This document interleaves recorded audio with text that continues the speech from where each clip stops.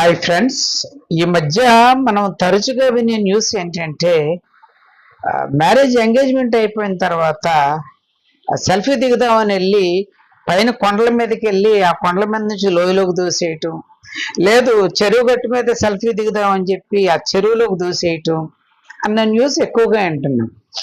అది విన్న మనందరం ఏమనుకుంటున్నామంటే ఆ అమ్మాయి ముందే చెప్పొచ్చు కదా, ఏదైనా ఎఫ్ఐఆర్ ఉంటే గనక ఇక్కడ వరకు తీసుకురావటం ఎందుకు, ముందే చెప్పేస్తే వీళ్ళే క్యాన్సిల్ చేసేసుకునే వాళ్ళు కదా అని మనం అనుకుంటున్నాం.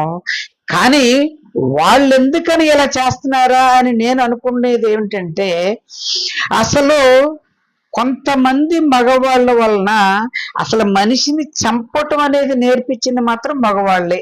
ఎందుకంటే తనకిష్టం లేకపోయినా తనని ప్రేమించలేదని చెప్పి రోడ్డు మీద పేక్ పోసేయటం, లేదు తనకిష్టమైన తర్వాత వేరే వాళ్ళతో పెళ్లి చేసుకుంటుందని చెప్పి ఇంట్లో వాళ్ళందరూ ఉండంగా గొడ్లతో నరికేయటం లేదా పొలుగుతో పొడి చేయటం, ఇట్లాంటివి చేయటం వల్ల ఆడవాళ్ళకి ఇగో హర్ట్ అయింది.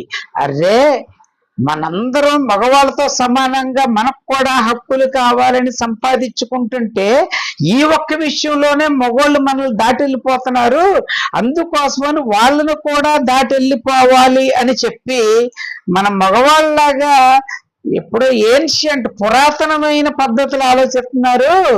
ఏమని పేక్ కోసేయటం, ఆ కోసిన తర్వాత మళ్ళీ ముక్కలు ముక్కలుగా కోసేయటం, ఆ కోసిన తర్వాత ఫ్రిడ్జ్ లో పెడతాం, మళ్ళీ ఏదో డేక్షాలు అయిన ఉడకబెడతాం, వాటి కోసం డాక్యుమెంటరీలు చూడటం, మళ్ళా టవల్తో ఉరేసేయటం, ఇవన్నీ పాత పద్ధతులు.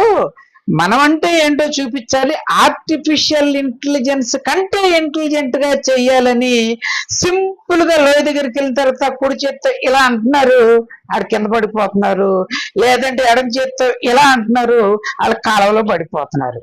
అందుకోసమని ఇవి ఆగాలంటే అలవాటు చేసిన మగవాళ్ళే మళ్ళా ఆడవాళ్ళని చంపకుండా ఎప్పుడైతే రక్షించటం మొదలు పెడతామో వాళ్ళు తప్పనిసరిగా ఇదే అలవాటు పడతారు.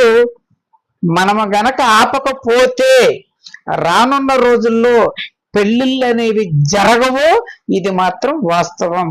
Thank you very much.